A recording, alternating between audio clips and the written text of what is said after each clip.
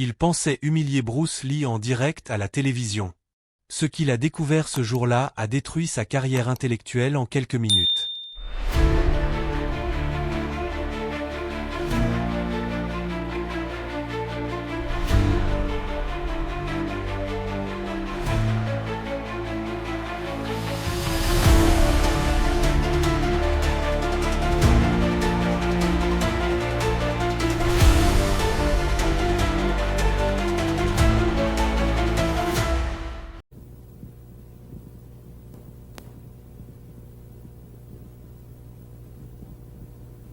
Bruce Lee faces a real dilemma. He's on the verge of stardom in the United States with a projected TV series on the horizon, but he's just achieved superstardom as a film actor here in Hong Kong. So what does he choose, the East or the West?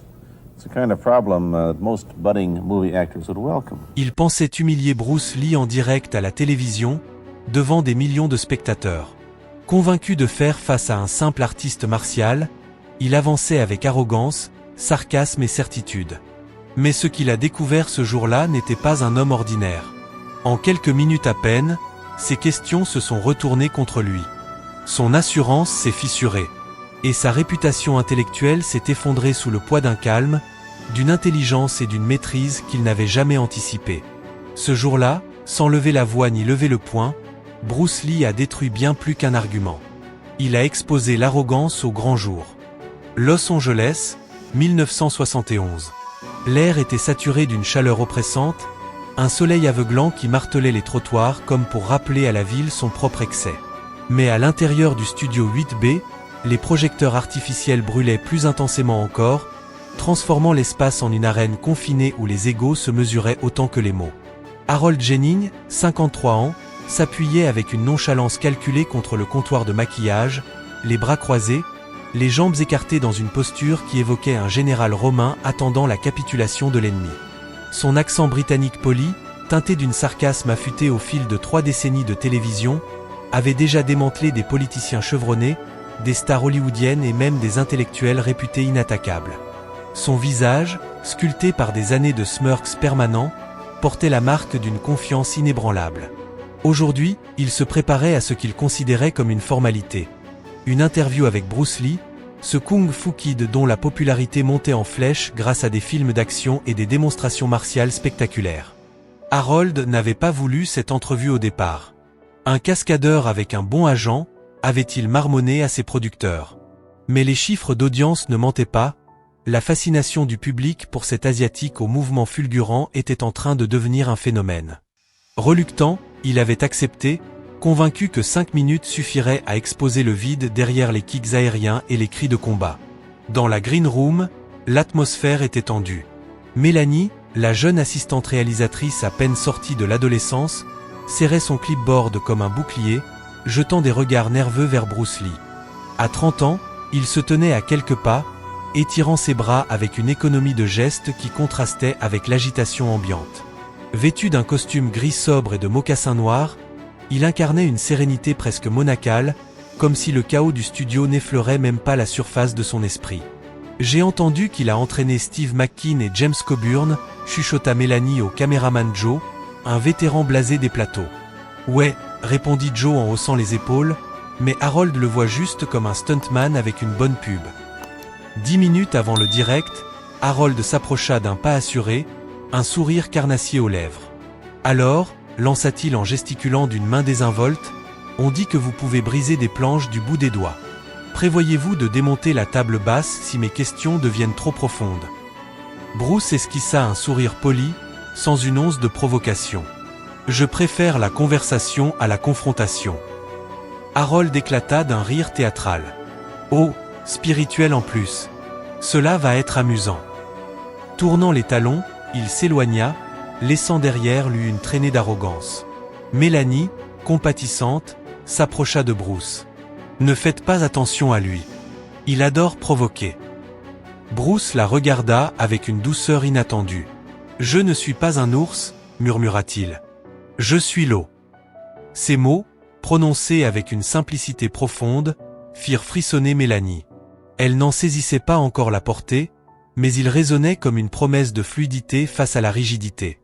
Le rideau se leva bientôt.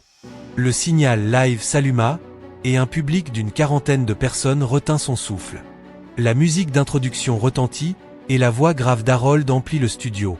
Bienvenue à Evening Reflexion, où nous explorons ce qui se cache derrière les manchettes. Je suis Harold Jennings. Ce soir, je reçois une star internationale de l'action et maître des arts martiaux, Monsieur Bruce Lee. Les applaudissements crépitèrent. Bruce s'avança sur le tapis, s'inclina légèrement devant l'assistance, et prit place avec une grâce naturelle. Harold, les yeux brillants d'anticipation, sentit l'opportunité. Il attaqua d'emblée. « Monsieur Lee, vous avez ébloui les publics avec des coups de pied hauts et des scènes de combat torse nu, mais parlons substance. Pouvez-vous offrir quelque chose de plus profond que le prochain film d'action ?»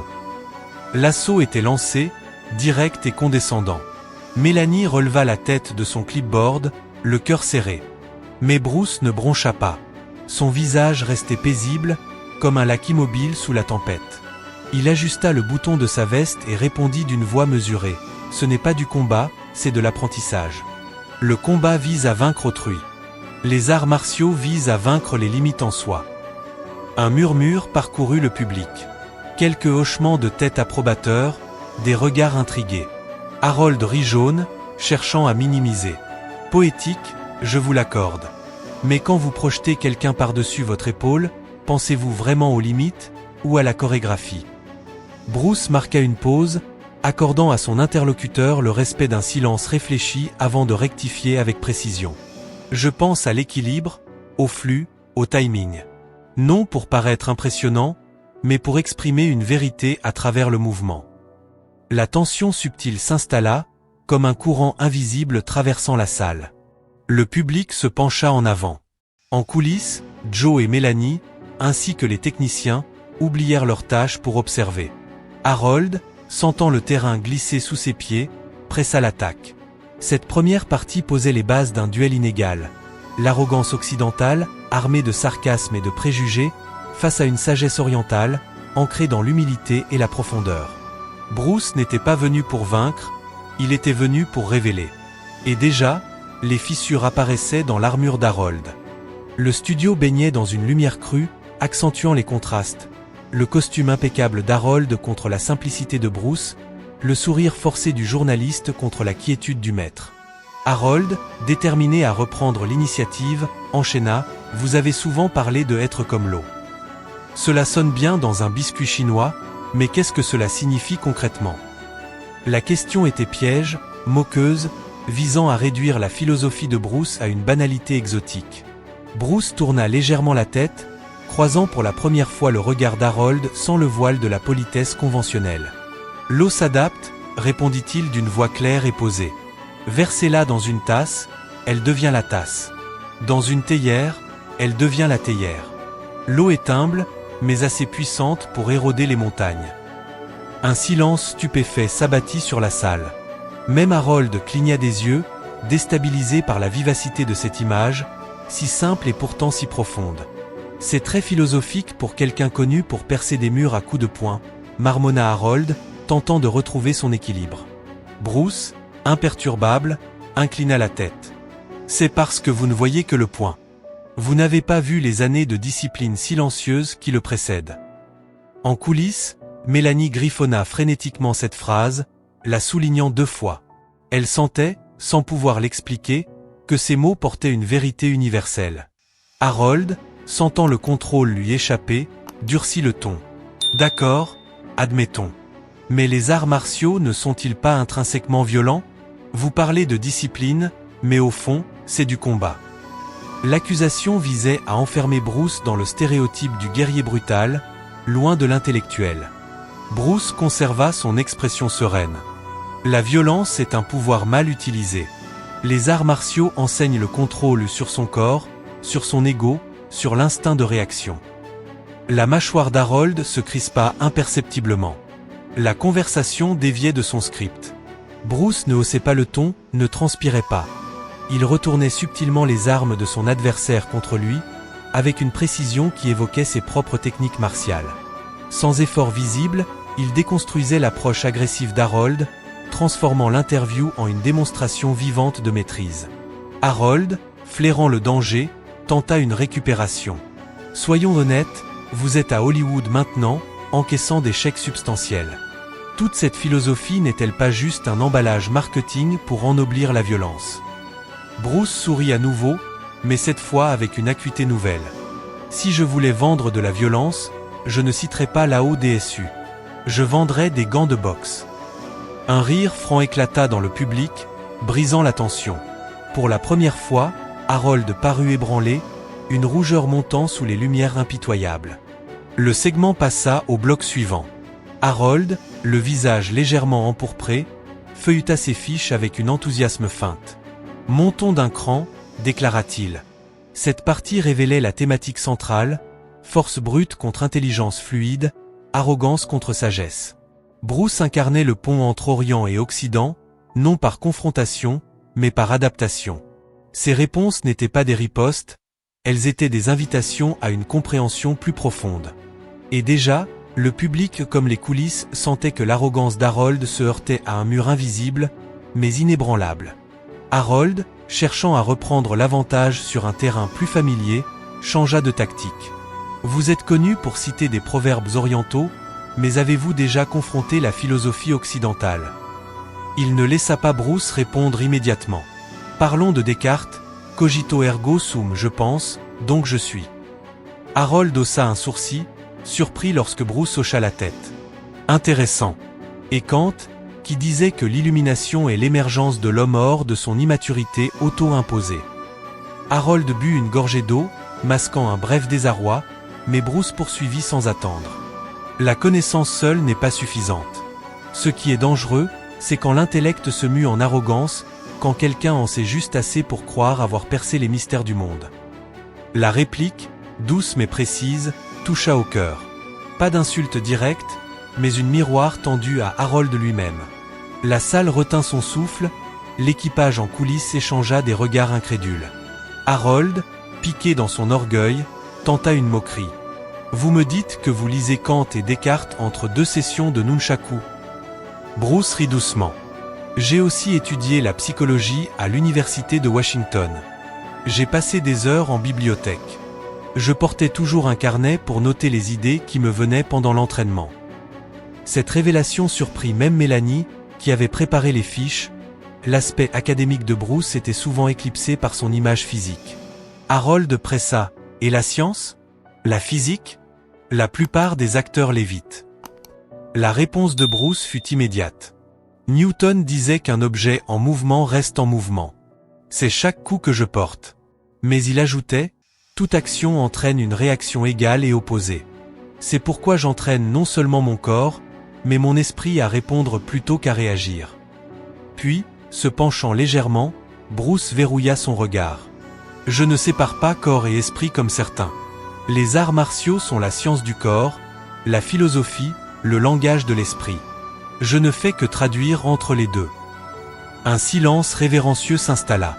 Harold remua sur son siège, ses questions alimentaient un feu qu'il n'avait pas anticipé. Joe murmura à Mélanie, ce n'est plus une interview. C'est une leçon sur la gestion de la pression. Bruce, sentant le moment propice, aborda son expérience personnelle. Je suis né à San Francisco, élevé à Hong Kong, puis revenu ici, dans un pays qui ne savait pas quoi faire de quelqu'un comme moi.